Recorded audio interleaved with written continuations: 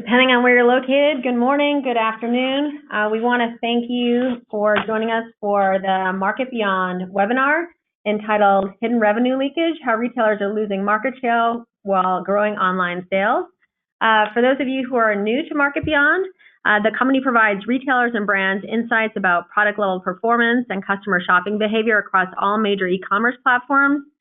What excites us so much is their use of artificial intelligence, including machine learning software, to sort and analyze billions of unique shopper journeys. The company has access to millions of online shoppers with a variety of age and geographical demographics, and the company can help retailers and brands understand their shoppers' paths to purchase, provide e-tail insights, and reveal the company's true online market share. So the format for today will be a 12-minute or so presentation by myself. We will then have the honor to be joined by the Chief Marketing Officer of Market Beyond, Shahar Baryaman, and then we will cut over to Q&A for about 10 minutes. So we will start on page 4 of our deck, and just give you a quick update on where we are with Coresight Research. So we really, and this is why it's been such an honor to work with Market Beyond, is because just like we think about this idea of the intersection of retail and technology and data-driven retail, we really look to better understand how retailers can use not only their existing data, but find new data sources to better understand the market and also their market potential, and think about ecosystem partners and how to work together to drive not only top line, but also bottom line in an increasingly challenging and also, I would say, competitive environment. Our sector coverage is incredibly broad. We have a very, I would say, global coverage universe, and we cover anyone from the discounters and dollar stores to jewelry companies to beauty companies and pretty much everyone in between. We ourselves have a very rich data dashboard, and that includes anything from consumer data to store data to looking at artificial intelligence data across retailers and innovation metrics as well. In terms of how Coresight positions itself, we're really sitting at this intersection of research and advisory. We work with what we term innovators, and those can be any size technology companies, so seed, growth equity, or if you're looking at even the largest technology companies in the world. And this is this whole idea of how these companies are really changing the face of retailers and their market positioning. So let's start with the state of the industry as a place where, to begin our journey today. And as a team, we spent a lot of physical time in China. We have a team in Shanghai and also in Hong Kong. And what's very interesting here is to look at how much faster the retail market is growing in China than the rest of the world. And so that's an 8.2% number for China versus 5.5% in the US and 3.4% in the UK, and that's just year over year. And so we'll discuss throughout the presentation some of the reasons for that, and a lot of that, in our opinion, has to do with logistics, supply chain, shopping formats, marketing, and this fun aspect that China puts into their retail ecosystem. So if we look at the domestic economy, we tend to look at several macro indicators, and those help us think about, especially as we're all thinking about whether it's Double 11 in China, or we're looking at the, Chinese outbound tourists as a result, and also thinking about holiday 2019. We look at the unemployment rate, GDP, wages, and home prices. I think probably one of the numbers that's most important here is what we've seen with home prices year over year, and that was a 6.6% increase. And that combined with the markets is definitely leading to consumers, I would say, feeling incredibly positive, and we're seeing growth not only in terms of retail sales, but also experiences as well.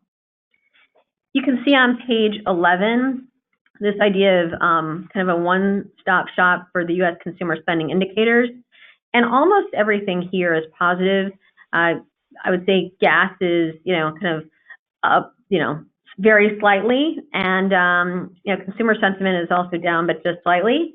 And so it really is an incredibly positive picture across the board, with unemployment rate at historical lows. So we track extensively store closures, not only in the U.S. but also around the world. We also, not only just by retailer but also by specific location. And so this is just a small sample of some of the major closings announced this year. And we are, as we look at this statistically, we do expect close to 12,000 store closures in 2019. And if you look at the, I would say, sectors, it really is more in specialty retail than in any other sector. And from a store opening perspective, we are seeing a fairly positive picture, and it's all in the dollar store sector. So really all discounters. And we're seeing, these formats are increasingly entertaining. Traffic has been very positive. And also, I'd say, kind of merchandising and product procurement, as well as their messaging to consumers. And so we would expect this sector to continue to be quite strong, and also to continue to deliver strong same-store sales growth. On a, kind of, I would say a bit more of a negative side, we have continued to see very high retail bankruptcies, not only in 2018, but also in 2019. We're, I would say, tracking a little bit ahead this year. And also, if you think about the fact that, kind of Claire's was able to emerge from Chapter 11, the picture this year is one that's definitely more concerning. And once again, we're seeing that more in the specialty retail sector. So, there's definitely on slide 15, as we think about store traffic, and depending on, kind of the source of data, we work very closely with Retail Next. What we see is that while traffic is down, we do definitely see a greater conversion and average transaction value. And so, the conversion rate, while it's down slightly, is definitely, I would say, kind of that I would view as a positive. And what you see is that consumers have more intent, right? They've done more research. They're even able, while they're in store, to do more research via their mobile device. And also, in many cases, the sales associates are better informed, and whether that's through, kind of training or training apps, but also they also have their mobile devices and are able to really convert once the consumer is in store. And then what we're also seeing is, on slide 16, this kind of pace of global retail M&A, with the exception of the recent news in the UK with regards to Asda, continues at a really healthy pace. And we're seeing just some very exciting, I think one we talk about a little bit later is, kind of Macy's and Story. Walmart and Flipkart has been an interesting, program. We're seeing this, I would say, in some cases, very much in the, consumer staple space versus discretionary space. And there is a lot of change in that space, and a consumer who is very willing to spend, especially as it relates to beauty and also anything on the CPG side. We are seeing this very interesting trend of consumers spending more time at home and also spending more on their home. If we look at the home improvement sector, if we look at much of the home sector, and it's not just that the consumer is working from home, which is, kind of what this, the data on this slide, but what we're also seeing is that the lifestyle shift is also the consumer entertaining more at home, and this kind of cocooning that's happening as we're trying to escape from, some of our devices and really trying to unplug. And so that's been a very interesting trend, and we expect that one to continue as well, especially as we've seen projections as high as by the year 2025, with 50% of people, kind of calling their home their base of work. So if we look at the state of e-commerce, these are some numbers which I think, depending on when you started looking at this, we had expected these numbers, honestly, to be higher than they are now. I mean, we're still at about 10% penetration in terms of e-commerce sales, and that's obviously much more in the discretionary sector than it is in staples. So, the grocery sector still has only just about 2.2% penetration. And a lot of that is, right, the consumer likes to see their groceries before they, kind of make that purchase. Obviously, there's been a lot of change in terms of last mile delivery and a lot of excitement, but we're still seeing, and actually one of the greatest sector penetrations is in the home category. And a lot of that actually, through augmented reality, we're even seeing some of the larger ticket purchases, such as furniture and whatnot, where the consumer can make better decisions, is driving that as well. Slide 20, we can just see some more data around the sectors that are really growing, and this is just a 3-year view. And then as we look at the share of sales in selected categories, consumer electronics, which is a very easy sector to compare, not only different price points, which is a very price sensitive category, but also different attributes, has certainly been the category with the greatest penetration and also the greatest growth. So to no one's surprise, in 2018, we continue to see most shoppers beginning their shopping journeys on Amazon. We had written a major report, it was back in 2013, and it was a very different story then between Amazon and Google. The data here we show is just, we want to go back to 2015. Google was outpacing Amazon by about 800 basis points. And that number, as you can see from the slide here, is quite a different picture. And so, there's always opportunities for new players to enter the market. We're definitely seeing that in China with the example of Pinduoduo, which already has 5.2% market share in about three years. But Amazon has definitely grown significant mind share and market share. So social media is a critical point in the digital journey, as shown on this page.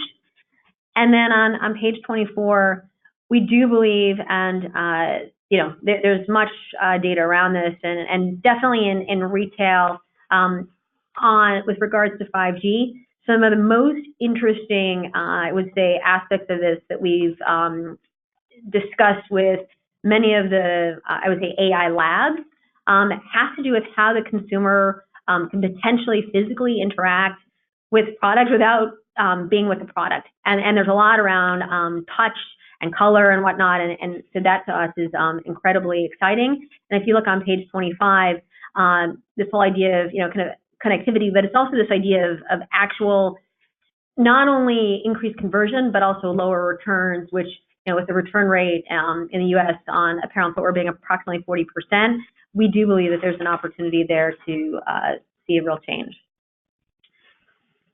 This rise of direct-to-consumer brands is one that has continued. But I think if we look on the next slide, which is 27, this kind of, it's funny, in China we call it O2O, but it's, we've also seen here this idea of online moving offline, and it's also this amazing experience. And so whether we want to call it data-driven retail, all-channel retail, but it's this opportunity to take a fresh look at the sector and to also, in real time, update the consumer on, the offering and really take the data that you're getting from the consumer coming into your store and to be able to update that experience. And I think, Eloquii here is a great example where they have a great platform of understanding who their customer is. And so they are able to offer her a very tailored experience, and one that I think that we've always kind of dreamed of having. And when you actually have that, it's not only this aha moment, but you absolutely share that with your friends, and it drives not only shopping offline, but also online. So we are seeing some major shifts. We like to use slide 29 as a way to illustrate some of the challenges that are happening in online retailing. And I think that the one that we hear, or the two, and I referred to this as we were talking about furniture, product damages can be significant. Also shipping and packaging. And I do think once again, sometimes the color, the feel, the product that we had expected isn't what ends up being delivered. But there's this huge opportunity for retailers with buy online and return in store, or BORIS. And so we've always heard about buy online, pick up in store, but retailers can definitely start to think about this as an opportunity as opposed to a burden.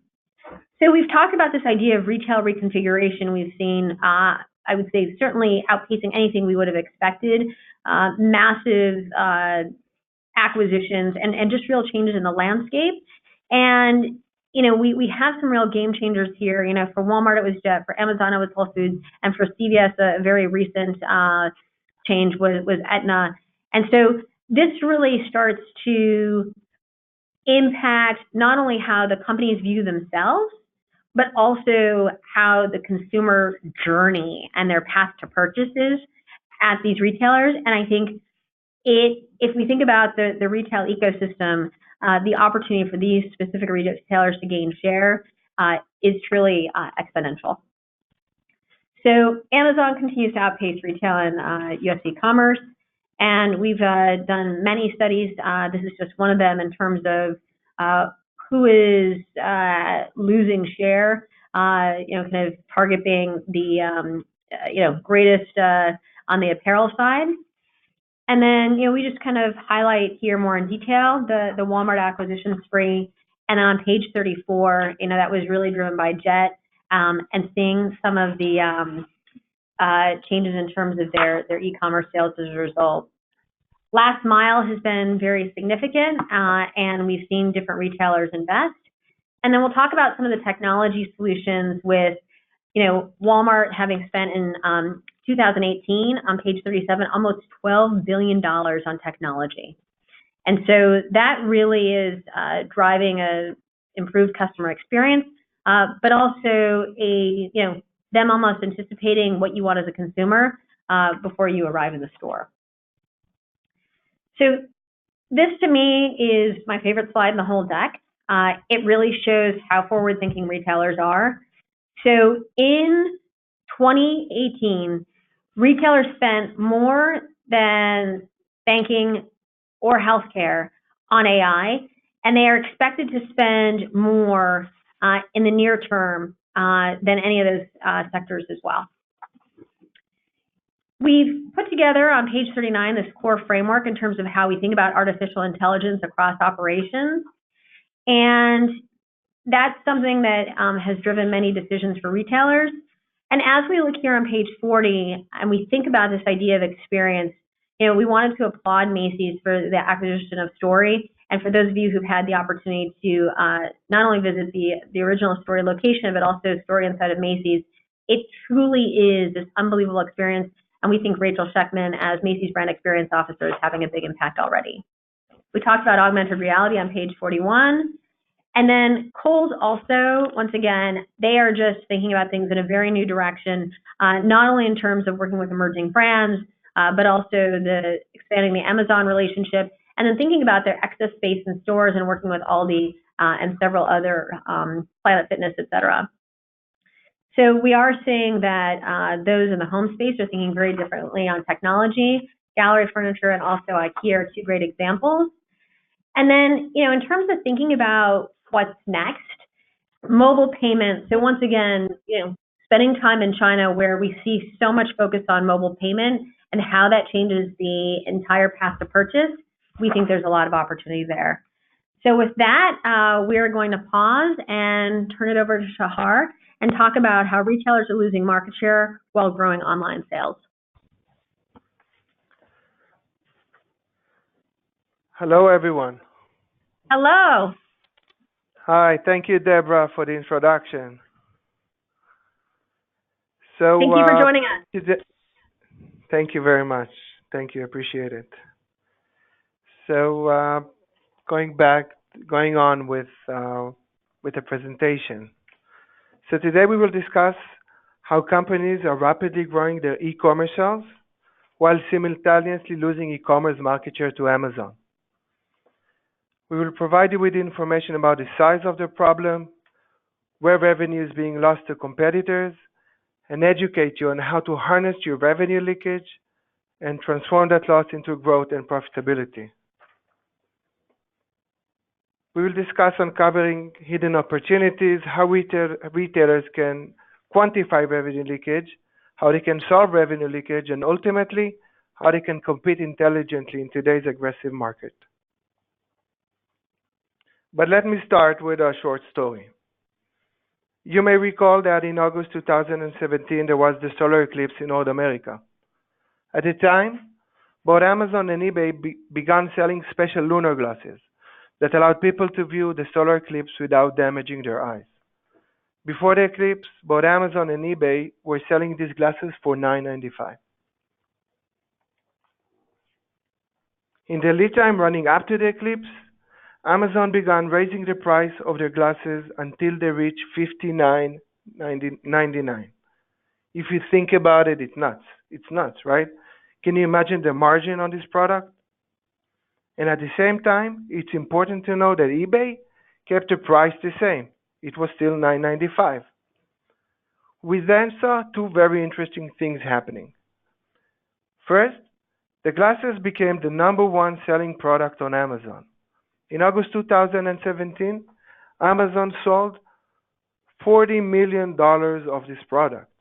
It's even outsold the Echo or the Fire Stick.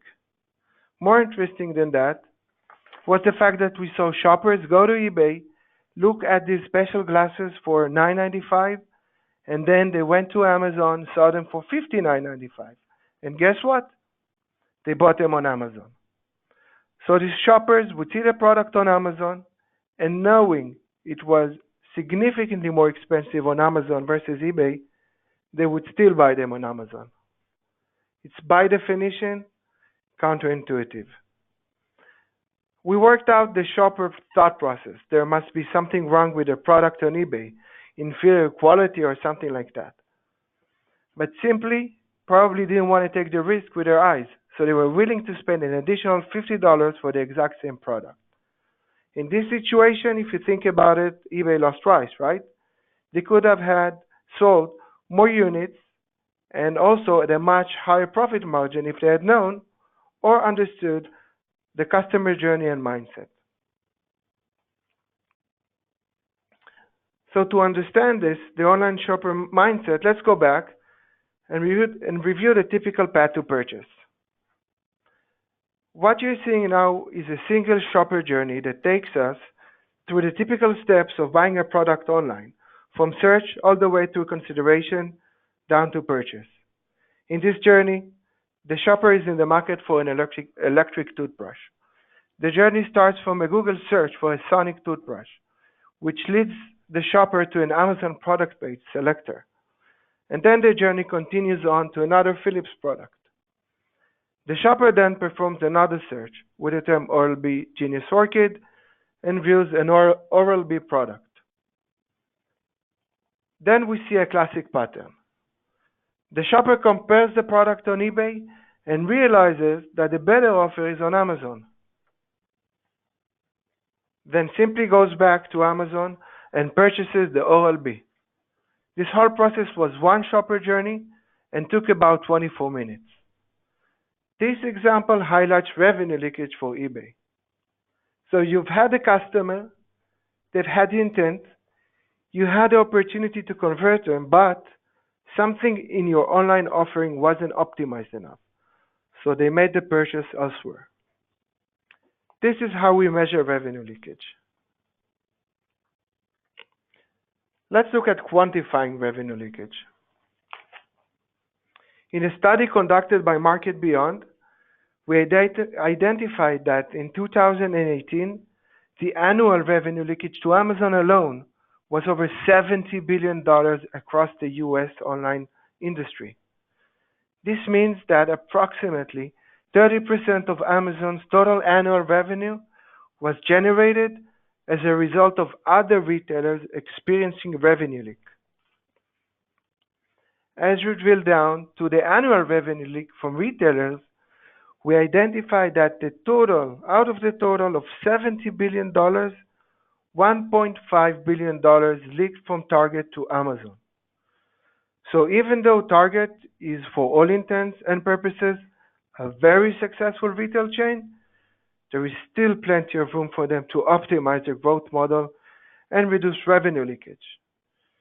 But in order to better understand this, let's hone in on Target's point of weakness and uncover where the revenue leakage is occurring.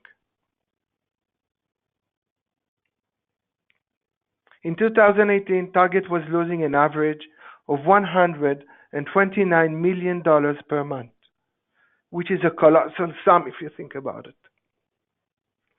When we look further, we were able to identify the categories where revenue leak was being lost each month. Some of those categories can be seen here. The top three categories were video games, electronics, and home. When we drilled down further to uncover secondary level categories, we found even more granular leakage information. In this case, highlighting the electronic category. Looking deep into the category, we highlighted leakage all the way down to the SKU level. For instance, we identified that on a single product, in this case the Apple iPad, Target lost almost $8,000 in 1 month. This example illustrates why, as a retailer, having SKU level insights specifically for top revenue generating products is so valuable.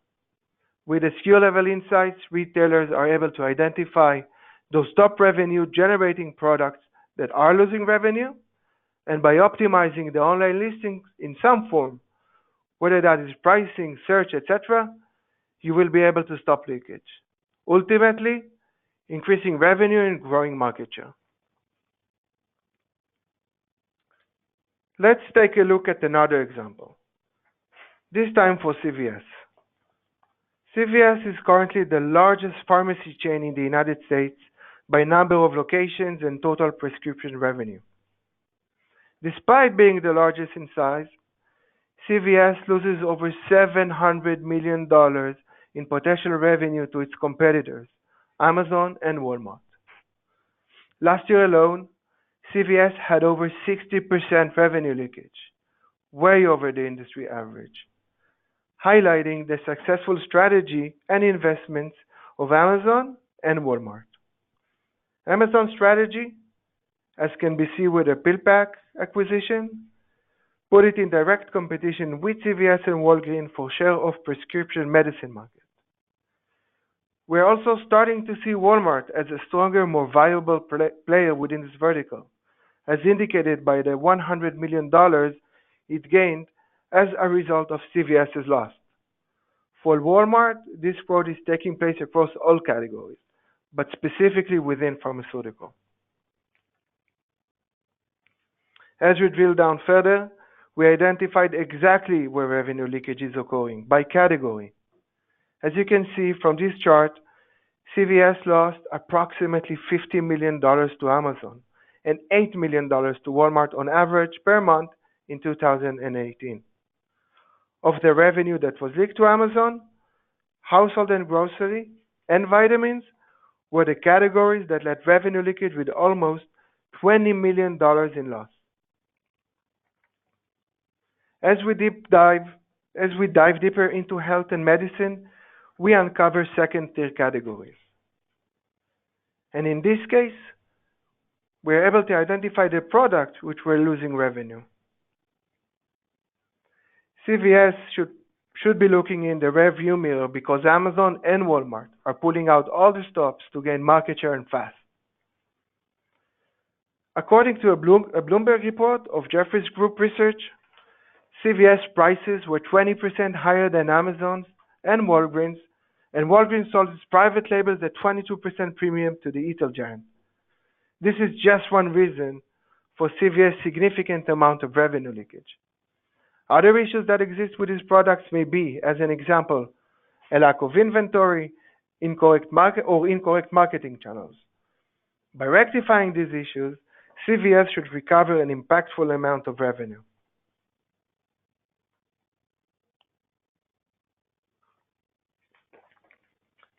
Let's discuss solving revenue leakage.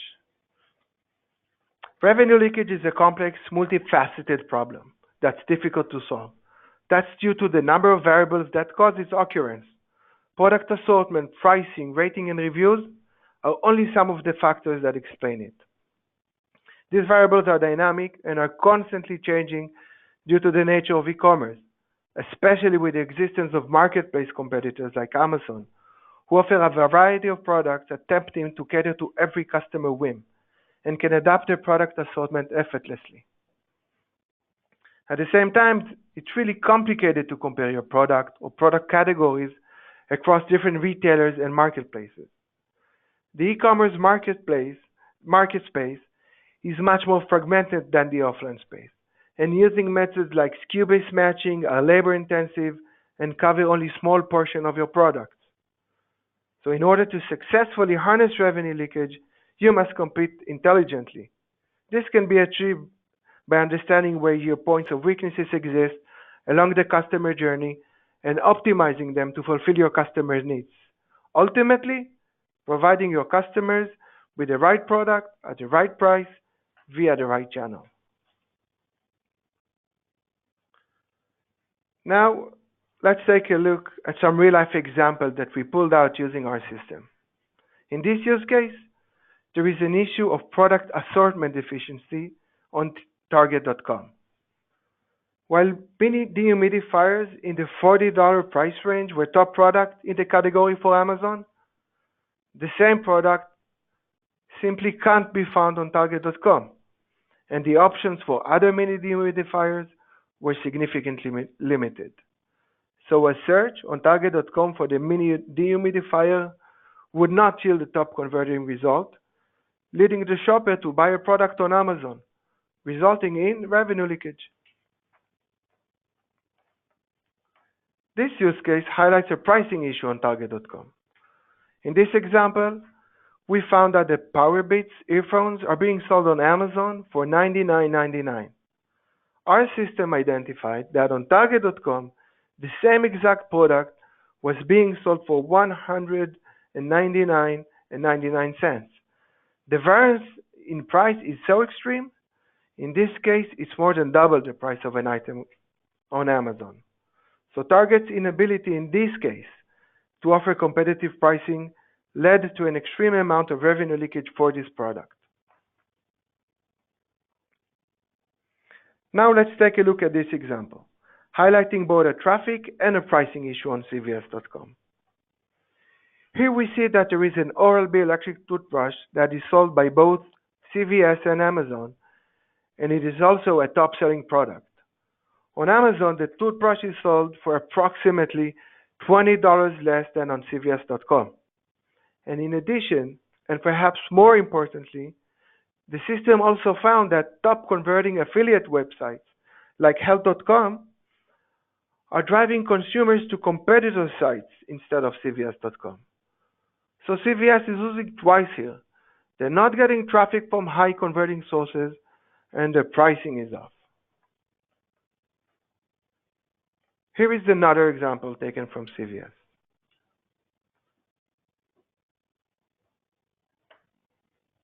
In this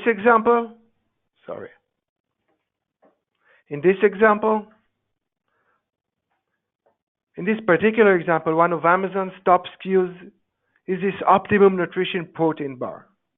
Our system recognized that this is a product category that is usually sold at CVS as well, but in this case, CVS is losing revenue on this particular product because they simply don't have the product in their assortment. Obviously, these are just few examples. And in real life, this analysis is required for millions of SKUs. The question is, what can retailers do to manage this process and harness the leakage and essentially grow their revenue? Manual analysis of millions of SKUs requires heavy investments in IT and analysts, and is prone to many blind spots and human errors. This is simply too much data and factors to analyze. In addition to that, when analyzing consumer and market behaviors, if you rely solely on your internal data sources, you're operating in a vacuum and have a bias in the way you measure your market conditions. So in order to solve that and to be able to compete more intelligently, You need to be using a platform that's purpose-built for e-commerce and designed to manage the specific complexities that are associated with it. You need to be monitoring revenue leakage closely to make sure that you're on top of it and empower your merchants, digital teams, and analysts to prevent loss and grow the business. The playbook for such a platform consists of four pillars: developing reliable and granular external data sources that help you eliminate the bias and create a single reliable source of truth, understanding competition market share, top SKUs, assortment, pricing, etc. You also need specific machine learning and data science technologies that can parse the data correctly, process millions of SKUs, match the products, and generate powerful insights, ensuring that you are capitalizing on every opportunity in the market. The system should enable you to look at the real-time condition of your market and empower you to take specific actions when needed where it matters the most. So in conclusion, revenue leakage is a multidimensional $70 billion problem affecting every retailer across the industry. It's not easily solved. There is simply too much data, too many signals that need to be factored in. Not to mention that if it's done manually, it becomes labor intensive and susceptible to human error. As we've shown you today, the good news is that revenue leakage can be harnessed and significantly reduced by implementing the proper measures, requiring the utilization of reliable external data signals, machine learning and AI technologies that can handle the scale, enabling retailers to compete intelligently. I thank you for your time, guys. I'm very happy to open this up for questions. Great. With that, if you can please submit your questions via the webinar. We'll give about 60 seconds, and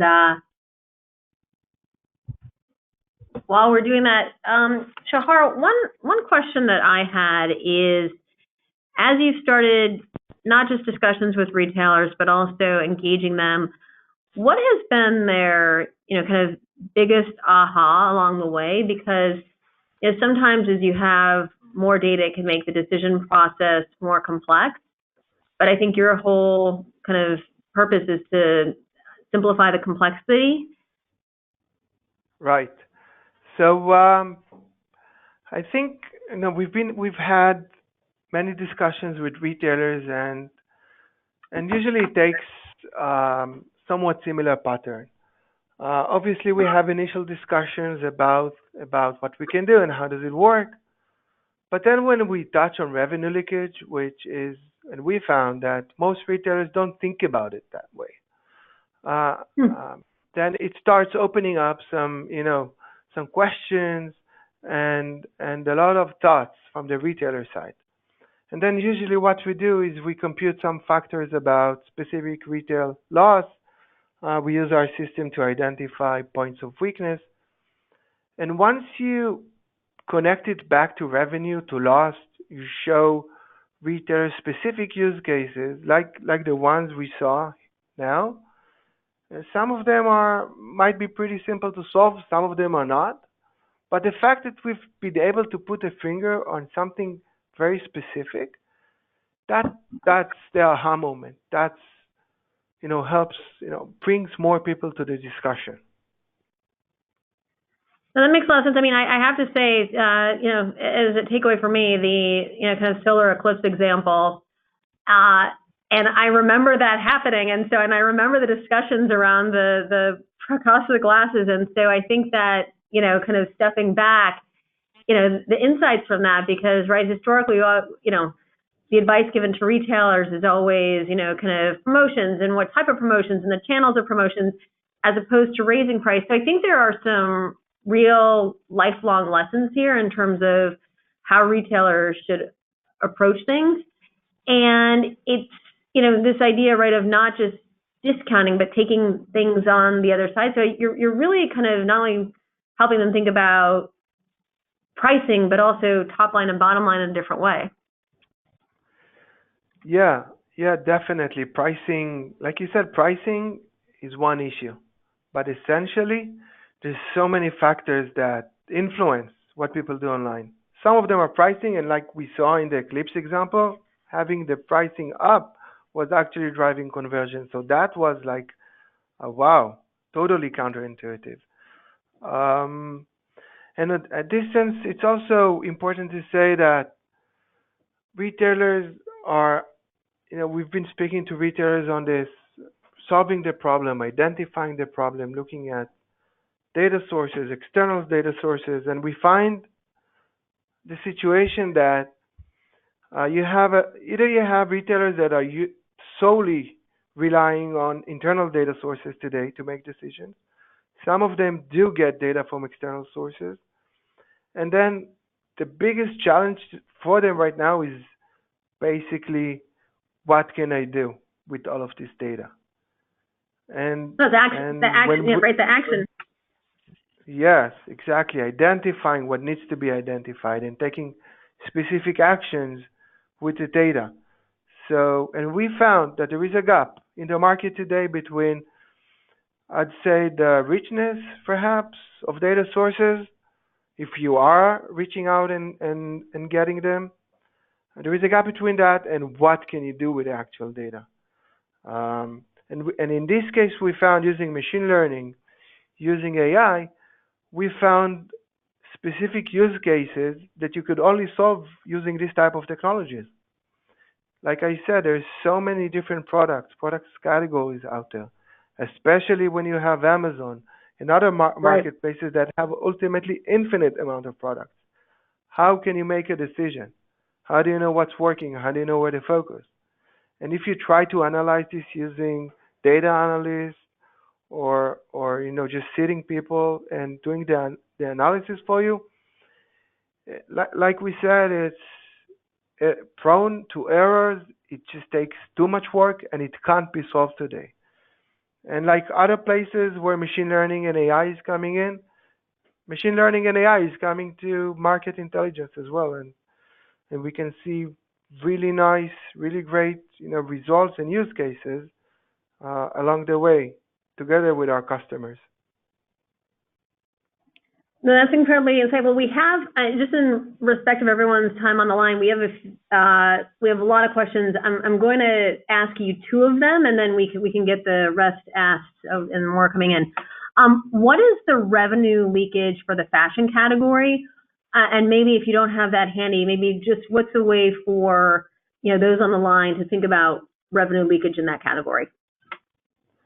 Yes, so fashion is a wonderful example. So first of all, I don't have the numbers with me, but I'll go back to why is it a wonderful example? Because first of all, fashion happens across many retailers today. So obviously there is Amazon and eBay that are big players in fashion today, but you have Target and you have Next and you have so many other players within the fashion industry, not to talk about fast fashion, that are coming in and going online. So the options are almost unlimited. Now this is one issue. The other issue that we see with specifically with fashion is that if we take those factors that we talked about, like pricing and keywords and search, when we look at fashion, it's even more complicated because it's really hard to compare two fashionable products across different websites. They're never the same. It's not the same brand. And then the question remains, how do you match the product? How can you infer something intelligently about fashion industry, about specifically the fashion industry, and be able to compute this type of insights? And this is exactly what we are solving today. Uh, so taking two concepts, being able to track customer movements online between different stores, being able to understand what people are buying on the product and category level. This helps us compute revenue leakage at the site level or category level. But when we start taking the data and pouring it into our machine learning and AI, then what we can see is starting to see much more fragmented view of the fashion market. So we can actually identify specific subcategories that are related to colors, that are related to styles, etc. Uh, and that really helps us help our customers in identifying the fashion market, identifying the movements, revenue leakage, even what customers are buying, all the way down to the actual specific style, perhaps. Thank you. And this next question is a multi-part question, so I can repeat it if that's helpful. But when you see specific categories leaking to Amazon from these retailers, can you pinpoint if the issue is tied to the leading brand in market share, or is it a combination of non-leading products that are priced non-competitively? The second part of the question from the same person is, can minimum order size also impact the interest to buy on Amazon instead of retailers like CVS, et cetera? No minimum if a Prime member, for example. Yeah. So two very important questions, and like I said, I can repeat one if you need me to. So let me touch on the first question first. When we're looking at the customer journey, we're trying today to break down all of the factors that we can see for buying a product. So this product might be, like we said, pricing, traffic, keywords, but it can also be brand affiliation. So we can, by looking at these insights and looking at specific brands versus the other brands, we can understand whether specific brands are better converting than the other brands, whether that's specifically causing revenue leakage. I think it's highlighted by the example that we showed for CVS. In this case, the product was the protein powder by Optimum. That's a really hot product on Amazon. And the fact that customers can't find it on CVS now meant that they didn't buy it. They didn't buy an alternative because this was leading the category. This product was leading the category. So definitely, brand affiliation, brand strength is something that can be and is computed into our machine learning algorithms, trying to understand and factor out the reason for conversion. Can you repeat the second question? Of course. Can minimum order size also impact the interest to buy on Amazon instead of retailers like CVS, et cetera, and no minimum Prime member? So, so just to elaborate, right, we often hear from people because, to get free shipping, you have to hit a certain hurdle rate. I think that's what they're trying to get at. Yes. We've did an analysis specifically on shipping.